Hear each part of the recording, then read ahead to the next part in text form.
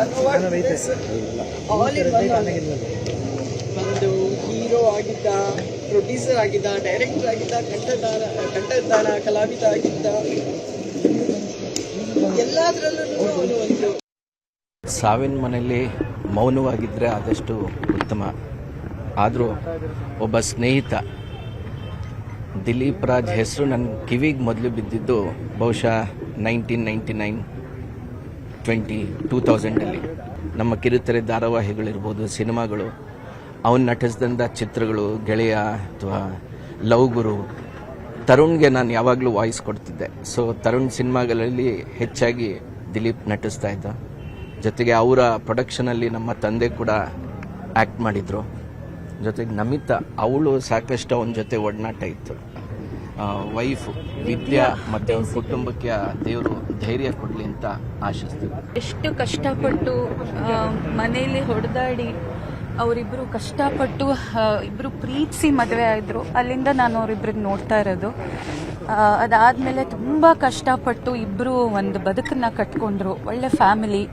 ಈಗ as a producer ಆಗಿ ಎಷ್ಟು ಜನಕ್ಕೆ ಅನ್ನ ಹಾಕ್ತಿದ್ದಂಥ ಗಂಡ ಹೆಂಡತಿ ಇಬ್ಬರು ಇವತ್ತು ಒಂಥರ ದೊಡ್ಡ ಹೊಡೆತ ಆ್ಯಕ್ಚುಲಿ ಎಲ್ಲರಿಗೂ. Vidya, please take care of yourself. Thank you. ಬಹುತೇಕ ಹಲವು ಸುಂದರ ಮೀಟ್ ಮಾಡ್ತಾ ಇದ್ವಿ. ಇದಕ್ಕೆ ಮೊದಲು ಜನನಿ ಸೀರಿಯಲಿಂದ ಪ್ರೀತಿಗಾಗಿರ್ಬೋದು, ಇತ್ತೀಚೆಗೆ ಕೃಷ್ಣ ರೂಪು ಆ ಸೀರಿಯಲ್ ಕೂಡ ಒಟ್ಟಿಗೆ ಯಾವುದೋ ಪ್ರೊಡಕ್ಷನ್ ವರ್ಕ್ ಮಾಡ್ತಾ ಇದ್ದೀನಿ. ಬಟ್ ಅವರು ಇಷ್ಟು ಬೇಗ ನಮ್ಮನ್ನು ಅಳಗಲ್ತಾರೆ ಅಂತ ಯಾವ ಕನಸು ಮನಸ್ಸಲ್ಲಿ ನೆನೆಸಿರಲಿಲ್ಲ. ಬೆಳಿಗ್ಗೆ ಮೆಸೇಜ್ ಬಂದ ತಕ್ಷಣ ಶಾಕ್ ಆಗುತ್ತೆ ನನಗೆ, ಇದನ್ನು ಫ್ರಾಂಕ್ ಮಾಡ್ತಾ ಇದ್ದಾರಾ ಅಥವಾ ಸುಮ್ಮನೆ ಏನಾದ್ರು ತಮಾಷೆಗೆ ಮಾಡ್ತಾ ಇದ್ದಾರಾ ಅಂತ. ಬಟ್ ಆಮೇಲೆ ಕನ್ಫರ್ಮ್ ಮಾಡ್ಕೊಂಡ್ಮೇಲೆ ಭಾಳ ದುಃಖ ಆಯಿತು. ಜೊತೆಗೆ ಅವರಂಥ ಒಬ್ಬ ಸ್ಫುರದ್ರೂಪಿ ನಟ ಈಗಾಗಲೇ ನಾವು ಪುನೀತ್ ಅವ್ರನ್ನ ಕಳ್ಕೊಂಡು ಇನ್ನೂ ಆ ಒಂದು ಶಾಕಿಂದ ಆಚೆ ಬಂದಿಲ್ಲ. ಅಂಥದ್ರಲ್ಲಿ ಅದೇ ವಾರಿಗೆ ಇವರು ಕಳ್ಕೊಂಡಿದ್ದು ನಿಜಕ್ಕೂ ಬಹಳ ದುಃಖ ಅನ್ನಿಸ್ತಾ ಇದೆ. ಜೊತೆಗೆ ಅವರು ಒಬ್ಬ ತುಂಬ ಸಿಸ್ಟಮ್ಯಾಟಿಕ್ ಮನುಷ್ಯ. ಪ್ರೊಡಕ್ಷನ್ ಇರ್ಬೋದು, ಆ್ಯಕ್ಟಿಂಗಲ್ಲಿರ್ಬೋದು, ಆ್ಯಸ್ ಎ ಪ್ರೊಡ್ಯೂಸರು ತುಂಬ ಡಿಸಿಪ್ಲಿನ್ ಆಗಿ ಮೇಂಟೈನ್ ಮಾಡ್ತಾಯಿದ್ರು. ಅವರ ಪ್ರೊಡಕ್ಷನಲ್ಲಿ ಯಾವುದೋ ಒಂದು ರೀತಿಯ ಕಪ್ಪು ಚುಕ್ಕೆ ಇರಲಿಲ್ಲ.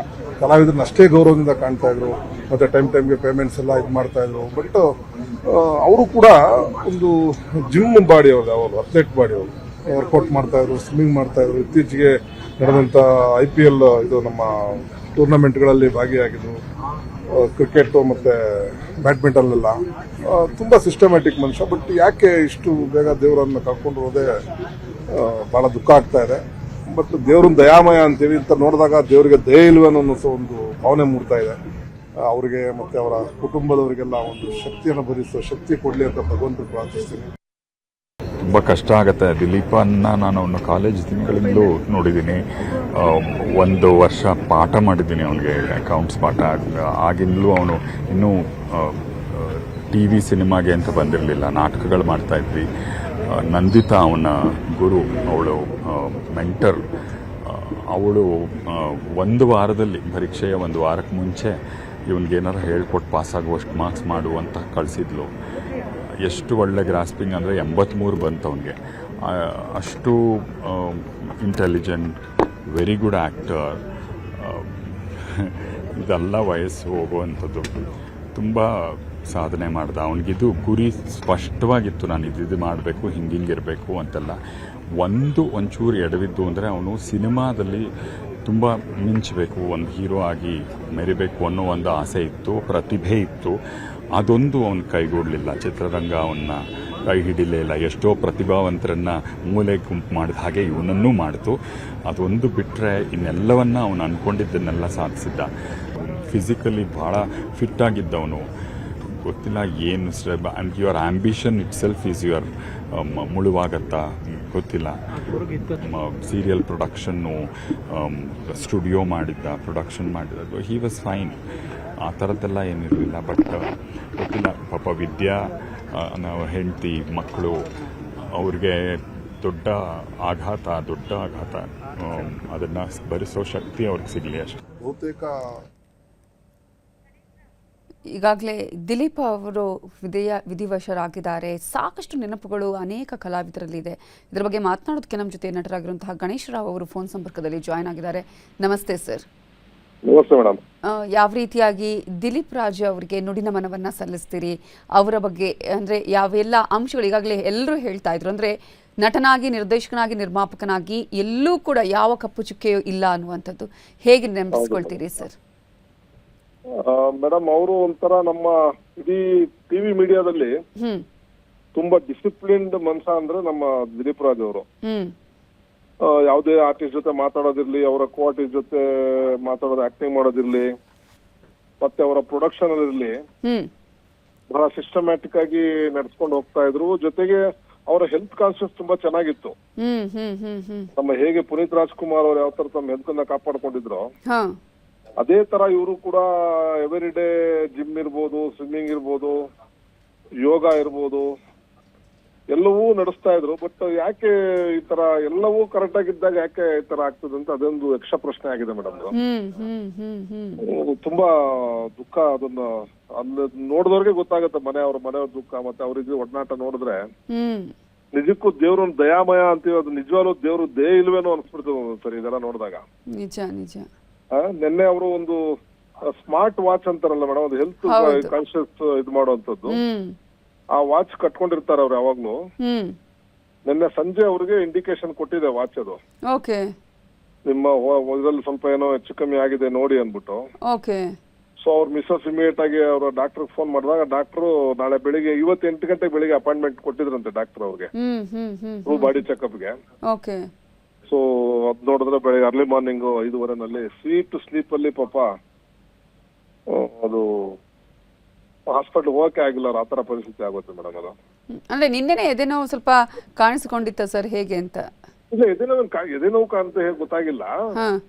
ಅವ್ರು ತುಂಬಾ ಹೆಲ್ತಿ ಆಗಿದ್ರಲ್ಲ. ಬಟ್ ಆ ಸ್ಮಾರ್ಟ್ ವಾಚ್ ಏನೋ ನಮಗೂ ಕರೆಕ್ಟ್ ಆಗಿ ಗೊತ್ತಿಲ್ಲ. ಅದು ಆ ಸ್ಮಾರ್ಟ್ ವಾಚ್ ಅಲ್ಲಿ ಏನೋ ಸ್ವಲ್ಪ ವೇರಿಯೇಷನ್ ಆಗಿ ಬೀಪ್ ಬರಕ್ ಶುರು ಆಯ್ತಂತೆ.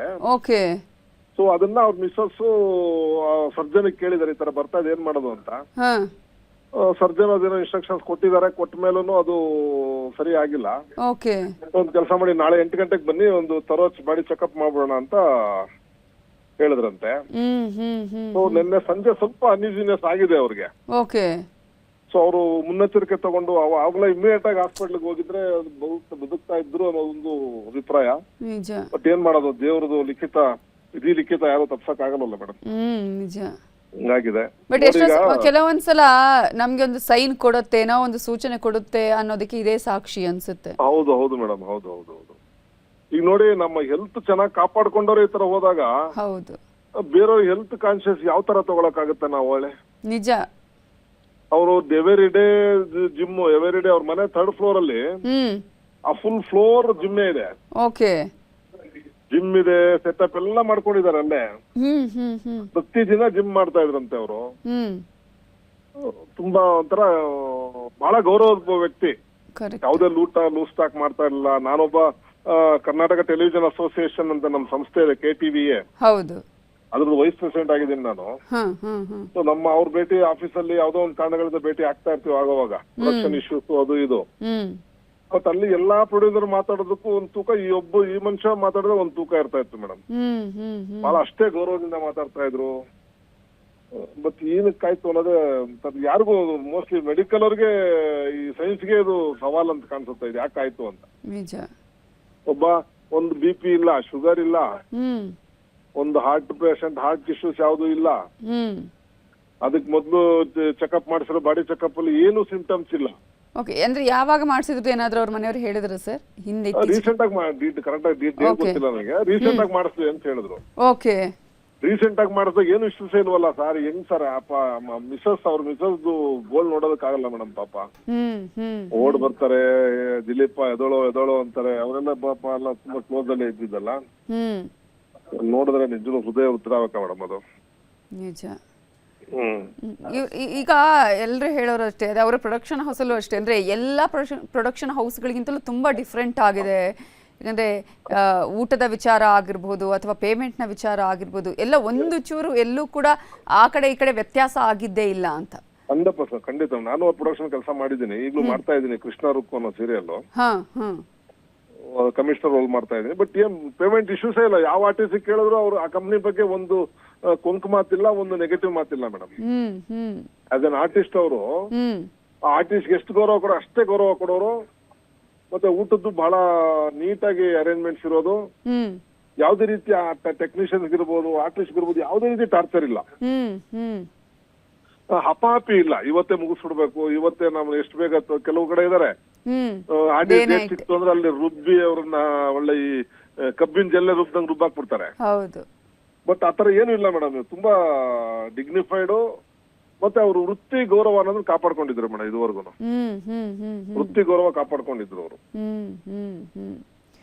ಏನ್ ಮಾಡ್ತೀರಾ ಹಿಂಗಾಗ ಬಹಳ ಬೇಜಾರಾಗುತ್ತೆ. ನಿಜ ನಿಜ ನಿಜ. ಯಾಕಂದ್ರೆ ಎಲ್ರಿಗೂ ಕೂಡ ಒಂದು ರೀತಿಯಲ್ಲಿ, ಯಾಕಂದ್ರೆ ಪುನೀತ್ ರಾಜ್ಕುಮಾರ್ ಅವ್ರು ತೀರ್ಕೊಂಡಾಗ್ಲೇ ಇಷ್ಟೆಲ್ಲ ಸರಿದವರು, ಫಿಟ್ ಅಂಡ್ ಫೈನ್ ಆಗಿದ್ದವರು ಅನ್ನುವಂತ ವಿಚಾರ ಬಂತು. ಇದೀಗ ಇವರ ವಿಚಾರದಲ್ಲೂ ಅಂಥದ್ದೇ ಒಂದು ಅದೇ ಅಂಥದ್ದೇ ಬಂದಾಗ ನಾವು ನೋಡ್ತಾ ಇದ್ವಿ ಇಂಡಸ್ಟ್ರಿ ಸುಮಾರು ಜನ ನಿಮಗೆ ಒಂದು 24 hours ಅಲ್ಲಿ 16 hours ಕುಡಿಯೋರಿದ್ದಾರೆ ನಮಗ್ ಗೊತ್ತಿದ್ದಂಗೆ. 16 hours ಕುಡ್ಕೊಂಡು ತುರಾಡ್ಕೊಂಡಿರ್ತಾರ ಅವರು. ಹೌದು, ಅಂತವ್ರೆಲ್ಲ ಇನ್ನೂ ಏನೂ ಆಗಿಲ್ಲ, ಅವ್ರಿಗೆ ಆರಾಮಾಗಿ ಓಡಾಡ್ಕೊಂಡಿದ್ದಾರೆ. ಪಾಪ ಈ ಮನುಷ್ಯ ಆತರ ಏನಿಲ್ಲ, ಒಂದು ಲಿಮಿಟ್ ಹ್ಯಾಬಿಟ್ ಇರ್ತೋ ಇಲ್ಲ ಅಂತಲ್ಲ, ಬಟ್ ಆ ಒಂದು ಮಟ್ಟಕ್ಕೆ ಹೋಗಿಲ್ಲ ಇವರು. ತುಂಬಾ ಲಿಮಿಟ್ ಅಲ್ಲಿ ಇದ್ರು. ಮತ್ತೆ ಹೆಲ್ತಿ ಬಾಡಿ ಅವ್ರದ್ದು. ಅವ್ರದ್ದು ಬೇರೆ ತರ ಏನು ವೀಕ್ ಬಾಡಿ ಅಲ್ಲ, ಅಥವಾ ಏನೋ ಕಾಯಿಲೆ ಇರ್ಬೋದು, ಅಥವಾ ಪ್ರೀ ಡಿಸೀಸ್ ಯಾವ್ದು ಇದೆ ಅದು ಇಲ್ಲ, ಯಾವುದೂ ಇಲ್ಲ. ಅನ್ಕೊಂಡಾಗ ನಮ್ಗೆ ಯಾವ ತರ ಬದುಕಬೇಕನ್ನೋದೇ ಅರ್ಥ ಆಗ್ತಾ ಇಲ್ಲ ಮೇಡಮ್. ಎಕ್ಸಾಕ್ಟ್ಲಿ ನಿಜ ಈ ಪ್ರಶ್ನೆ. ಯಾಕಂದ್ರೆ ಯಾರಿಗೂ ಅವ್ರವ್ರ ಬಾಡಿಲಿ, ಈಗ ನಾವ್ ಅನ್ಕೊಳ್ತೀವಿ ನಾವೆಲ್ಲ ಫೈನ್ ಆಗಿದೀವಿ, ಏನು ಇಲ್ಲಪ್ಪ ಸಮಸ್ಯೆ ಅಂತ. ಹೌದು. ಒಂದ್ ಯಾವ ತರ ಅನಿಶ್ಚಿತದೆ ಅಂದ್ರೆ ಇದು ನಮ್ ಮಡಗಿದ್ದು ಬೆಳಿಗ್ಗೆ ಎದೊಳ್ತೀವಿ ಇಲ್ಲ ತರ ಆಗ್ಬಿಟ್ಟಿದೆ ಎಲ್ಲ ನೋಡ್ತಾ ಇದ್ರೆ. ಹೌದು ನಿಜ. ಅವ್ರಿಗೇನೋ ಹಾರ್ಟ್ ಪೇನ್ ಬಂದು ಅಡ್ಮಿಟ್ ಆಗಿ ಏನೋ ಆಯ್ತು ಅಂತ ಏನು ಇಲ್ವಲ್ಲ. ರಾತ್ರಿ ಆರಾಮ ಮಲಗಿದವರು ಬೆಳಿಗ್ಗೆ ಎದ್ದು ನಮ್ಗೆ ಉಸಿರಾಟಕ್ಕೆ ಪ್ರಾಬ್ಲಮ್ ಆಗ್ತಾ ಇದೆ ಅಂದ ತಕ್ಷಣ ಅವ್ರ ಮಿಸಸ್ ಬಂದು ನೋಡಿದಾರೆ. ನೋಡಿ ಅವ್ರೇನೋ ಫಸ್ಟ್ ಏಡ್ ಟ್ರೀಟ್ಮೆಂಟ್ ಕೊಟ್ರಂತೆ, ಅದು ಆಗಿಲ್ಲ, ಇಮಿಡಿಯೇಟ್ ಆಗಿ ಸಾಗರ್ ಅಪೋಲೋ ಹಾಸ್ಪಿಟಲ್ ಕರ್ಕೊಂಡು ಹೋಗಿದ್ದಾರೆ. ಡಿಕ್ಲೇರ್ ಡೆಡ್ ಅಂದ್ರೆ ಯಾರನ್ನ ನಂಬೋದು, ಯಾವ ದೇವ್ರನ್ನ ನಂಬೋದು? ಪಾಪ ಪ್ರತಿ ವರ್ಷ ಅವ್ರ ಮನೆ ಸತ್ಯನಾರಾಯಣ ಸ್ವಾಮಿ ಪೂಜೆ ಮಾಡಿಸ್ತಾರೆ, ಎಲ್ಲ ಆರ್ಟಿಸ್ಟು ಕರೀತಾರೆ, ಪೂಜೆ ಪುನಸ್ಕಾರ ಎಲ್ಲ ಮಾಡ್ತಾರೆ. ಆ ದೇವ್ರಿಗಾದ್ರೂ ಕರುಣೆ ಬಂದಿಲ್ವಾ ಇಂತ ಒಂದ್ ಒಳ್ಳೆ ಫ್ಯಾಮಿಲಿನ ಈ ಒಂದು ಇದಕ್ ದುಡ್ಬೇಕು ಅಂತ? ನಿಜ. ಆಮೇಲೆ ಮದ್ವೆ ಆಗಿ 25 ವರ್ಷ ಅದರ ಒಂದು ಕಾರ್ಯಕ್ರಮ ಮಾಡ್ಬೇಕು ಅನ್ನುವಂತ ಪ್ಲಾನ್ ಮಾಡ್ತಾ ಇದ್ರಂತೆ. ಅವ್ರು ಪ್ಲಾನ್ ಮಾಡ್ತಾ ಇದ್ರಂತೆ, ಎಲ್ಲ ಇಂಡಸ್ಟ್ರಿ ಫುಲ್ ಕರಿಬೇಕು ಅಂತ ಪ್ಲಾನ್ ಮಾಡ್ತಾ ಇದ್ರಂತೆ. ಈ ಫುಲ್ ಇಂಡಸ್ಟ್ರಿಗೆ ಅದು ಒಂದು ಒಳ್ಳೆ ಒಂದು ಸಮಾರಂಭ ಮಾಡೋಣ ಅಂತ. ಅಷ್ಟರಲ್ಲಿ ಈ ಒಂದು ಆಘಾತ ಪಾಪ. ಸರ್, ಈಗ ಇದು ಈ ತರ ಅಂದ್ರೆ ನಿನ್ನೆ ಒಂಚೂರು ಸೈನ್ ಆಯ್ತು, ಈ ಹಿಂದೆ ಏನಾದ್ರೆ ಯಾವತ್ತಾದ್ರೂ ನೋವಾಗಿರೋದು ಆ ಥರದ್ದು ಏನೂ ಇಲ್ವೇ ಇಲ್ಲ? ಪೇನ್ ಬಂದಿರೋದು ಡೀಟೇಲ್ ಆಗಿ ಗೊತ್ತಿಲ್ಲ ನನಗೆ, ಬಟ್ ಆ ಥರದ್ದು ಯಾವ್ದು ಇಶ್ಯೂಸ್ ಆಗಿಲ್ಲ ಮೇಡಮ್, ನನ್ಗೆ ಗೊತ್ತಿದ ಪ್ರಕಾರ ಆಗಿಲ್ಲ.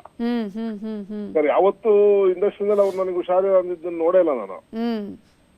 ಸುಮಾರು ಓಡಾಟ ಇದ್ದಿದ್ರು ಕೂಡ ಆ ಥರದ್ದು ಮೇಜರ್ ಇಶ್ಯೂಸ್, ತಲೆನೋವು, ಜ್ವರ ಎಲ್ರಿಗೂ ಬಂದೇ ಬರುತ್ತೆ. ಬಟ್ ಈ ಥರದ ಇಶ್ಯೂಸ್ ಯಾವ್ದು ಇರ್ಲಿಲ್ಲ ಮೇಡಮ್, ಯಾವ್ದು ಇರ್ಲಿಲ್ಲ. ಆಮೇಲೆ ಡಿಸಿಪ್ಲಿನ್ ಆಗಿ ಅವ್ರ ಫುಡ್ ಅಷ್ಟೇ, ಹೊರಗಡೆ ತಿಂತಿರ್ಲಿಲ್ಲ, ಮನೆ ಫುಡ್ ಗಳನ್ನೇ. ಹೌದು. ಮತ್ತೆ ಇನ್ನೊಂದು, ಅಲ್ಲಿ ನಾನು ಬಾಡಿ ಹತ್ರ ಇದ್ದಾಗ ಅವರು ಮನೆಗೆ ಈ ಗ್ರಾಸರೀಸ್ ಕೊಡೋರೊಬ್ಬ ಸಿಕ್ಕಿದ್ರು, ಅಂಗಡಿಯವರು. ಅವ್ರು ಬಂದು ಅವ್ರು ಹೇಳ್ತಾ ಇದ್ರು, ಸರ್ ನಮ್ಮಲ್ಲಿ ಬಂದು ಬಹಳ ಕ್ವಾಲಿಟಿ ಐಟಮ್ ತಗೊಳ್ಳೋರು, ಅವರು ಮಿಲೆಟ್ಸ್ ತಗೊಳ್ಳೋರು, ಮತ್ತೆ ಅದು ರಾಜಮಂಡ್ರಿ ಅಕ್ಕಿ ಬರುತ್ತಲ್ಲ ಕೆಂಪಕ್ಕಿ, ಅದನ್ನೇ ತಗೊಳ್ಳೋರು. ಕ್ವಾಲಿಟಿ ವೈಸ್ ತುಂಬಾ ಅವರು ಪ್ರಿಫರ್ ಮಾಡ್ತಾ ಇದ್ರು ಸರ್. ಯಾವ್ದು ಆಯಿಲಿ ಪ್ರಾಡಕ್ಟ್ಸ್ ತಿಂತಾ ಇರ್ಲಿಲ್ಲ. ಮತ್ತೆ ರೆಗ್ಯುಲರ್ ವಾಕಿಂಗು, ರೆಗ್ಯುಲರ್ ಜಿಮ್ಮು ಎಲ್ಲವೂ ಇದ್ದು ಮನುಷ್ಯ ಹೋದ ಅಂದ್ರೆ ಯಾರನ್ನ ನಂಬೋದು, ಯಾವ ದೇವ್ರನ್ನ ನಂಬೋದು, ಯಾವ ಹೆಲ್ತ್ ನಂಬೋದು, ಯಾವ ಮೆಡಿಸಿನ್ ನಂಬೋದು? ನಿಜ. ಅಲ್ಲಿದ್ದವರೆಲ್ಲ ಕೆಲವರು ಅದು ಕೋವಿಡ್ ಕೋವ್ಯಾಕ್ಸಿನ್ ತಗೊಂಡ್ರು ಅದಕ್ಕೆ ಆಯ್ತೇನೋ ಅಂತಾರೆ. ಹೆಂಗ್ ನಂಬೋದು, ಯಾರು ನಂಬೋದು, ಯಾರ ಪ್ರಾಬ್ಲಮ್ ಅಂತ ಕೇಳೋಣ ಅದು. ನಿಜ ನಿಜ. ಪುನೀತ್ ಅವ್ರದ್ದು ಪಾಪ ಇದೇ ತರ ಆಯ್ತು.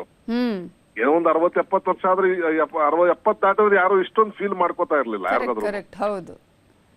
ಹೆಂಗೆ 50 ಒಳಗಡೆ ಹೋದ್ರು ಅಂದ್ರೆ, 50ರಲ್ಲೂ 25ಕ್ಕೆ ಹೋಗೋರು ಇರ್ತಾರೆ. ಬಟ್ ಅವರೆಲ್ಲ ದುರಭ್ಯಾಸಗಳು ಮಾಡ್ಕೊಂಡು ಅವ್ರ ಜೀವನ ಅವರೇ ಹಾಳು ಮಾಡ್ಕೊಂಡಿರ್ತಾರೆ, ಅದು ಬೇರೆ ಪ್ರಶ್ನೆ. ಇವರು ಎಲ್ಲವೂ ಹೆಲ್ತ್ ಕರೆಕ್ಟ್ ಆಗಿ ಇಟ್ಕೊಂಡು ಈ ತರ ಮಾಡಿದ್ರು ಅಂದಾಗ, ಆಯ್ತು ಅಂದಾಗ ಏನ್ ಮಾಡೋದು? ನಿಜ. ಧನ್ಯವಾದಗಳು ಗಣೇಶ್ವರ ಅವರೇ, ನ್ಯೂಸ್ 18 ಜೊತೆ ಮಾತನಾಡಿದಕ್ಕಾಗಿ. ಇದೀಗ ನಮ್ಮ ಜೊತೆ ನಟಿಯಾಗಿರುವಂತಹ ಉಮಾಶ್ರೀ ಅವರು ಇದೀಗ ಫೋನ್ ಸಂಪರ್ಕದಲ್ಲಿ ಜಾಯ್ನ್ ಆಗಿದ್ದಾರೆ. ಉಮಾಶ್ರೀ ಅವರೇ, ನಮಸ್ತೆ. ನಮಸ್ಕಾರ ಮ್ಯಾಮ್. ಸಣ್ಣ ಏಜು 47 ವರ್ಷ, ಫಿಟ್ ಆ್ಯಂಡ್ ಫೈನ್ ಆಗಿದ್ರು. ಇವರನ್ನು ದಿಲೀಪ್ ರಾಜ್ ಅವ್ರನ್ನ ಕಳ್ಕೊಂಡಿದ್ದೀವಿ ಅಂತ ಹೇಳೋದಕ್ಕೂ ಕೂಡ ಕಷ್ಟ ಆಗುತ್ತೆ. ಯಾವ ರೀತಿಯಾಗಿ ನೆನಪಿಸ್ಕೊಳ್ತೀರಿ? ದಿಲೀಪ್ ಒಂದು ಸಿನಿಮಾದಲ್ಲಿ ಆಕ್ಟ್ ಮಾಡಿದ್ರು. ಆಗ ನನಗೆ ಫಸ್ಟ್ ವೆರಿ ಡಿಸಿಪ್ಲಿನ್ಡ್ ಲೈಫ್ ಮನುಷ್ಯಂದು. ಎಕ್ಸರ್ಸೈಸ್, ಊಟ, ತಿಂಡಿ, ಇನ್ನೊಂದು ಮತ್ತೊಂದು ಎಲ್ಲ ಏನು ಗೊತ್ತಾಗ್ಲಿಲ್ಲ. ಹೇಳಿದ ತಕ್ಷಣ ಶಾಕ್ ಆಯ್ತು. ಅಂಡ್ ಬಹಳ ಸಣ್ಣ ವಯಸ್ಸಲ್ಲೇನೆ ಅಚೀವ್ಮೆಂಟ್ ಮಾಡ್ದ ಪಾಪ.